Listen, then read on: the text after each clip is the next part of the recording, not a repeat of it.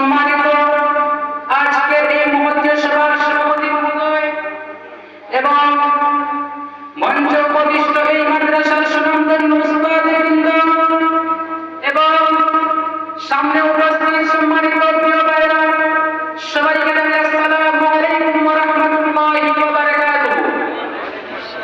আজকে আমাদের মাদ্রাসা আঞ্জুমানে আহমদিয়ার আখির জলসার মধ্যে আমাকে আহমদী সাহাবার উপরে একটি আলোচনা করার জন্য আদেশ করা হয়েছে।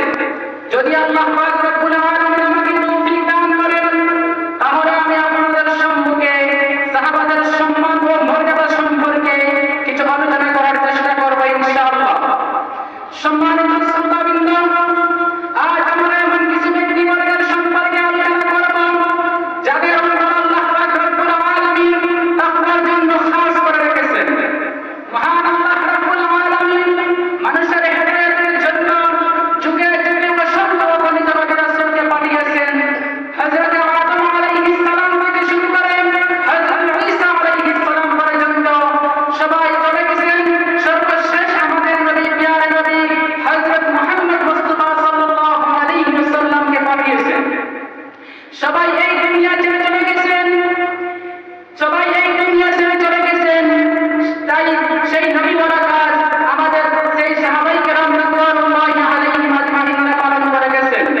1400 বছর পূর্বে রাসূল আকরাম সাল্লাল্লাহু আলাইহি ওয়াসাল্লাম বলেছেন, আমার উম্মত 73 দলে বিভক্ত হবে, 72টি দল জাহান্নামী হবে, শুধুমাত্র একটি দল জান্নাতি হবে। তারা হলেন কারা? যারা আমি এবং আমার সাহাবাদেরকে অনুকরণ করবে। সাহাবা কাকে বলা হয়? যে ব্যক্তি ঈমানের সাথে রাসূল আকরাম সাল্লাল্লাহু আলাইহি ওয়াসাল্লামকে দেখেছেন এবং ঈমানের সাথে তারা মৃত্যুবরণ হয়েছে, তাকে সাহাবা বলা হয়।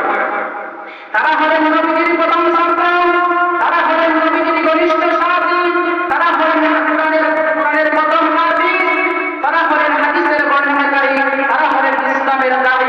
তারা ও সাহাবা যারা দুনিয়ার চাইতে আখিরাতকে প্রাধান্য দিয়েছেন, তারা হলেন ও সাহাবা যারা ইসলামের জন্য নিজের জীবনকে বিলীন করে দিলেন, তারা ও সাহাবা যাদের লাশ ফেরেশতারা গোসল দিয়েছেন। মহান আল্লাহ রাব্বুল আলামিন মহাগ্রন্থ পবিত্র আল কোরআনের সূরা তাওবার 18 নম্বর আয়াতের মধ্যে বলেন, রাদিয়াল্লাহু আনহু ওয়া রাদু আনহু, অর্থাৎ তারা তাদের জীবন জান্নাতকে নিশ্চিত করে ফেলেছে। যার আদেশ দিয়ে বইবে প্রবাহিত রাদিয়াল্লাহু আনহু ওয়া রাদু আনহু, অর্থাৎ রাদিয়াল্লাহু আনহু ওয়া রাদু আনহু, অর্থাৎ আমি আল্লাহ তাদের প্রতি সন্তুষ্ট এবং তারাও আমি আল্লাহর উপর সন্তুষ্ট। রাসূল আকরাম সাল্লাল্লাহু আলাইহি ওয়াসাল্লাম বলেন, খায়রুন নাস কারনি, মানুষের মধ্যে সর্বোত্তম যুগ আমার যুগ। আর সেই যুগেই সাহাবায়ে কেরাম রাদিয়াল্লাহু আলাইহিম আজমাইনরা ছিলেন, তার সাহাবায়ে কেরামদের যুগ সর্বোত্তম যুগ। আরেকটি হাদিসের মধ্যে রাসূল আকরাম সাল্লাল্লাহু আলাইহি ওয়াসাল্লাম বলেন, লা তাসubbu আসহাবি ফালাউ কান্না আহাদুকুম ফান্তাহা মিসলাহু মিন যাহাবান মা বালাগা মুদ্দা আহাদিহিম ওয়ালা নাসীবাহু। তোমরা আমার সাহাবীদেরকে গালি দিও না, কারণ তোমাদের মধ্যে কেউ যদি উহুদ পাহাড় পরিমাণ স্বর্ণ দান করে আর আরেকজন সাহাবী যদি এক মুঠ পরিমাণ স্বর্ণ দান করে, তাহলে তোমাদের চাইতে অনেক বেশি হবে।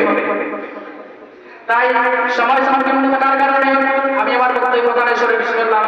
আমরা সাহাবায়ে কেরামদেরকে ভালোবেসেছি এবং ভালোবাসবো, কাল কিয়ামত পর্যন্ত ভালোবাসবো, এটাই আমাদের কামনা। আমিন সুবহানাল্লাহি ওয়া আলহামদুলিল্লাহি।